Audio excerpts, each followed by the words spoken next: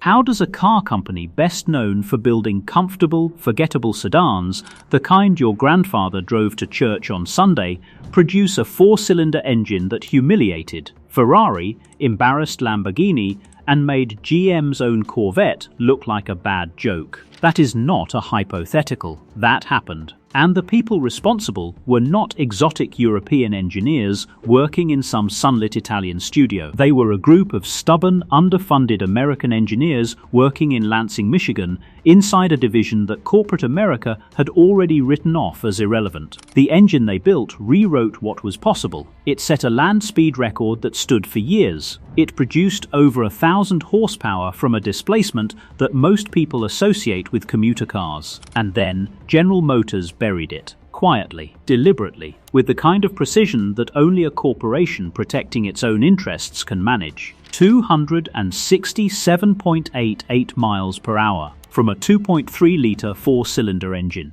That number is not a typo, that number is the entire story. But to understand what that number means, why it mattered, why it threatened people, and why GM could not allow it to exist, you have to go back to where American engineering actually stood in the early 1980s. Because the picture is brutal. The malaise era, even the name sounds defeated. Federal emissions regulations arrived fast in the 1970s, and American automakers did not adapt. They surrendered. Rather than invest in new engineering, Detroit did what large, comfortable institutions always do when faced with a difficult problem. They took shortcuts. They choked their engines with primitive emissions hardware. They cut compression ratios. They pulled timing. They sacrificed everything that had made the American V8 legendary, and in doing so, they produced some of the most embarrassing performance numbers in automotive history. The 1980 Corvette made 180 horsepower.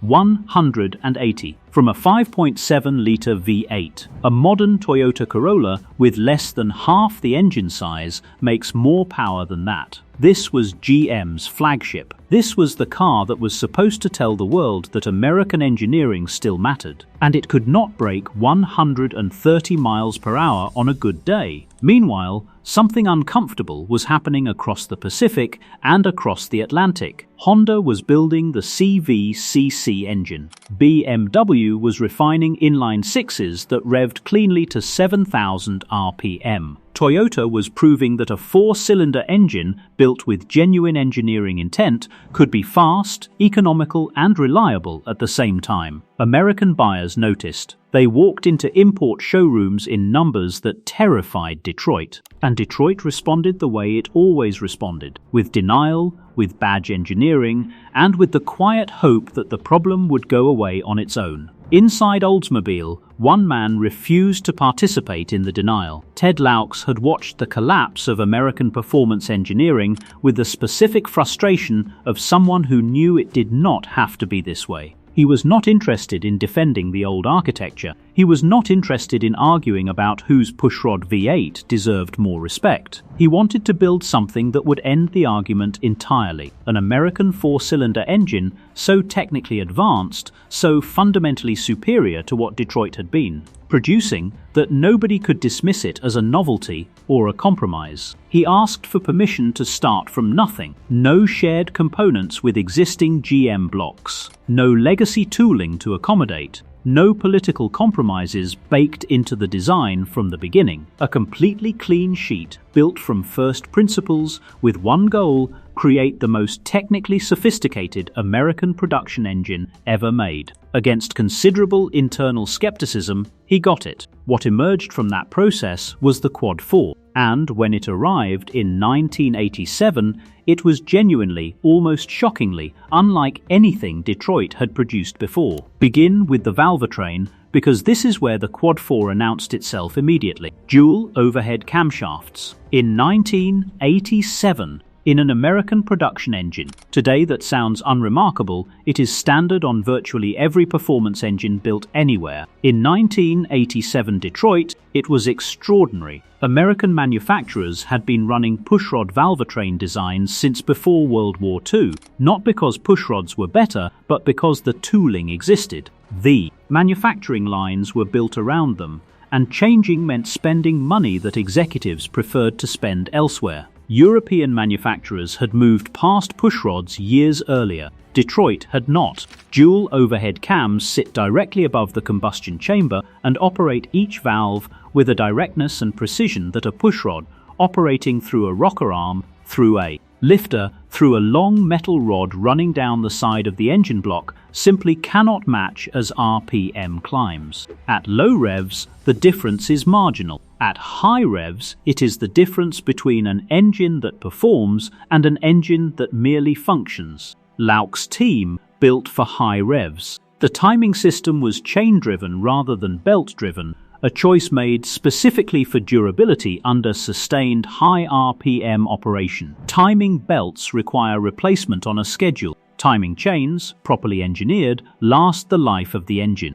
In a power plant designed to operate near its limits, chain drive was not a luxury, it was the only choice that made sense. Then there was the ignition system, and this is where the Quad 4 stopped being impressive and started being visionary. No distributor. No spark plug wires running from a central cap to each cylinder. Instead, individual ignition coils mounted directly onto each spark plug. A direct ignition system that eliminated the electrical losses, the timing inconsistencies, and the maintenance headaches associated with conventional ignition architecture. Cleaner combustion, more precise timing, fewer components between the spark and the plug. Today, this is the universal standard. Every modern performance engine uses a variant of coil on plug ignition. In 1987, while other GM divisions were arguing about carburetor jetting, Oldsmobile had already arrived at the future. The numbers that resulted from these engineering decisions were,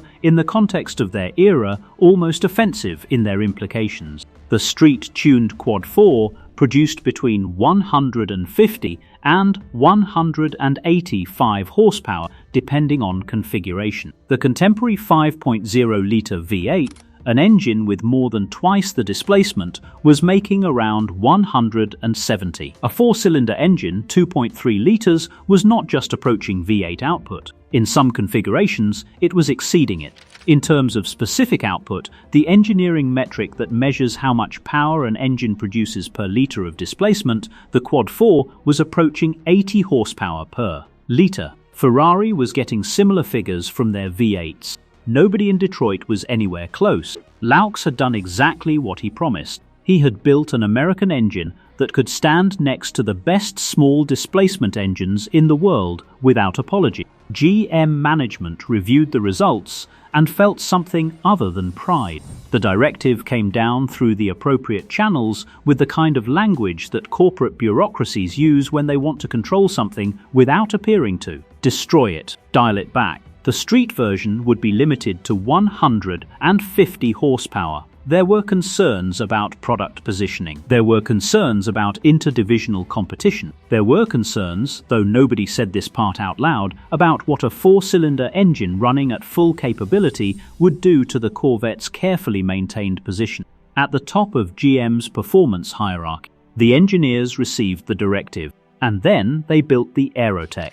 If General Motors was going to tell the world that the Quad 4 was a modest, responsible, 150 horsepower engine suitable for sensible family transportation, then the engineers were going to demonstrate with absolute clarity and zero ambiguity what the Quad 4 actually was when you removed the restrictions. They took the production block. The identical architecture that management had just decided was too threatening at 185 horsepower, and they bolted a large Garrett turbocharger to it. They optimized the fuel system. They strengthened the internals where necessary. They ran it on a dynamometer, 1,000 horsepower, from a four-cylinder engine displacing 2.3 litres. The car they constructed around that engine looked like something that had been designed by someone who took aerodynamics personally. Extremely low, aggressively wedge-shaped, with a body that swept from an almost pointed nose to a long, flat tail,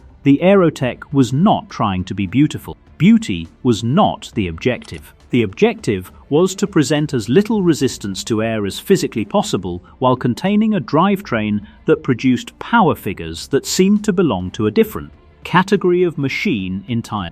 In August of 1987, A.J. Foyt, four-time Indianapolis 500 winner, one of the most accomplished and respected racing drivers in American history, climbed into the Aerotech at the Fort Stockton test facility in West Texas and drove it into the record books.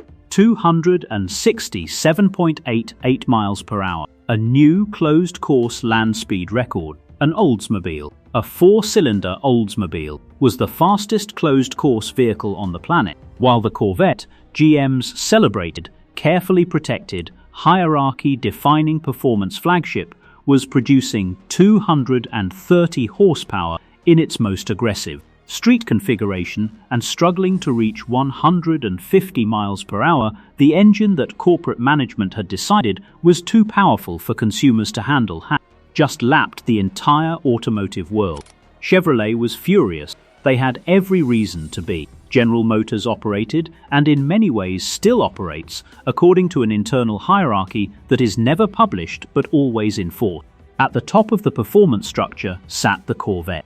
The Corvette was not simply a car, it was a brand identity, a decades-long narrative about American performance capability, and a product that commanded a price premium entirely, dependent on its status as the fastest, most capable thing with a GM badge. Every other division understood their position relative to that benchmark and was expected to respect it. The Quad 4 had not respected it. In the most public, documented and irrefutable way possible, a land speed record witnessed by officials and recorded for history, an Oldsmobile four-cylinder had demonstrated that. The performance hierarchy was not based on engineering reality, it was based on politics, and politics, unlike engineering, require active maintenance. The response was coordinated, patient, and effective. The first weapon was vibration. High-revving four-cylinder engines produce a characteristic harmonic at certain RPM ranges, a refinement challenge that engineering can solve with proper attention to engine mounting and isolation system. Luke's team had specified the mounts required to solve it. GM management specified cheaper ones instead. The result was an engine that buzzed perceptibly through the firewall, through the steering wheel, through the seat, a physical sensation that told drivers something was wrong, even when nothing mechanically was wrong at all. Buyers sat in cars with Quad 4 engines, felt the vibration, and walked away. Word spread that the engine felt unrefined, the reputation calcified, the manufactured flaw became received wisdom. The second weapon was pricing strategy. Quad 4 equipped vehicles were positioned close enough in price to their V8 powered alternatives that the rational economic choice for any buyer who was not specific. Chasing the Quad 4's technical merits was to simply spend a little more and get the bigger engine. This was not pricing designed to sell the Quad 4, it was pricing designed to make the V8 look reasonable by comparison. The third weapon was time. The Quad 4 was gradually, incrementally softened across its production line. Compression ratios adjusted, power curves flattened. The character that Luke's had engineered into it, the willingness to rev, the aggression at the top of the tachometer, replaced piece by piece with more conventional behavior. Eventually, the Quad 4's architecture was absorbed into the Ecotec engine family, a fine engine by any objective measure, efficient, completely without the personality that had broken a land speed record. The name disappeared. The record was not mentioned. The whole episode was allowed to become history quietly, without ceremony, without acknowledgement, except that good engineering is extraordinarily difficult to fully kill. The Quad 4 block had been overbuilt for the power levels GM permitted it to make.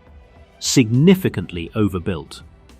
The engineers had designed structural margins into it that production-level output never came close to stressing. And in the hands of people who were not bound by corporate directives, builders in midget car racing, competitors in drag racing classes that rewarded ingenuity over budget, those margins turned the Quad 4 into something of a cult object. They discovered what the factory engineers had always known, that the block could handle power levels that would destroy lesser architectures, that it responded to development. The way race engines respond, with consistency and structural integrity under sustained abuse. The engineering philosophy proved equally durable. Dual overhead camshafts, direct coil on plug ignition, high specific output from small displacement, these principles did not die with the Quad 4's nameplate. They became the foundation of GM's modern performance four-cylinder architecture. The LNF engine that powered the turbocharged Solstice GXP and Sky Redline. The LTG that followed it. The current turbocharged four cylinders appearing in performance variants of Cadillac and Buick products. You can draw a direct engineering lineage from Luke's clean sheet ambition to the modern GM four cylinders that journalists praise today without knowing what came before them.